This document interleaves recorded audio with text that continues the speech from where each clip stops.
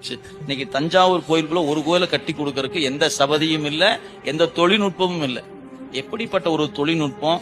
மண்ணே கல்லே இல்லாத அந்த சோழ பிரதேசத்துல எங்கிருந்து கல்லை கொண்டு வந்தார்கள், எப்படி கொண்டு வந்தாங்க, எப்படி வடிவமைத்தாங்க? இந்த கோயில்லாம் கட்டி கொண்டு அரசர் ஆட்சி புரிந்தாரா இல்ல கோயில் கட்டிக்கிட்டே இருந்தாரா?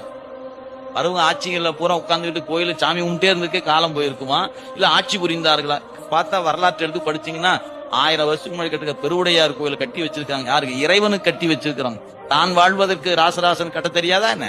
இறைவனுக்கு இத்த பெரிய கோயில் கட்டின ராசராசனுக்கு தனக்கு ஒரு மாளிகை இது போல கட்டி கொள்ளணும்னு நினைச்சிருந்தா எத்தனை மாளிகை கட்டுவது? இப்ப நாமளே ஊருக்கு ஒரு வீடு கட்டி வைக்கலாம் நினைக்கிறோம். ஊட்டியில ஒண்ணு வாங்கி வைப்போம், கொடைக்கானல் ஒண்ணு வாங்கி வைப்போம். ஏன் கோடை காலம் வந்துச்சுன்னா போய் ஜாலியா இருந்துட்டு வரக்குதான் அப்படின்னு நினைக்கிறோமே.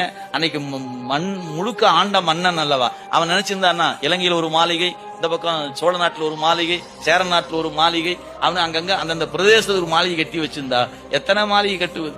ஆனா எங்கேயுமே மாளிகை கட்டலீங்க. இறைவனுக்கு தான் கோயில் கட்டினான். ராசராசன் கட்டப்பட்ட கோயில் இலங்கையில இருக்கிறது, ராசராசன் கட்டப்பட்ட கோயில் கேரளால இருக்குது, ராசராசன் கட்டப்பட்ட கோயில் வடநாட்டுல இருக்கு. எத்தனை கோயில கட்டினாங்க. இதெல்லாம் அறிவு இழந்தா கட்டினாங்க? அறிவோடு சிந்தித்தார்கள். இது ஒன்றுதான் நிலைத்திருக்கும் என்கிற உண்மையை அவர்கள் அறிந்தார்கள். அதனால இந்த மண்ணில் மனிதனாக பிறந்து வாழ்வது மிகப்பெரிய தவத்தினால அமைந்திருக்கிறது.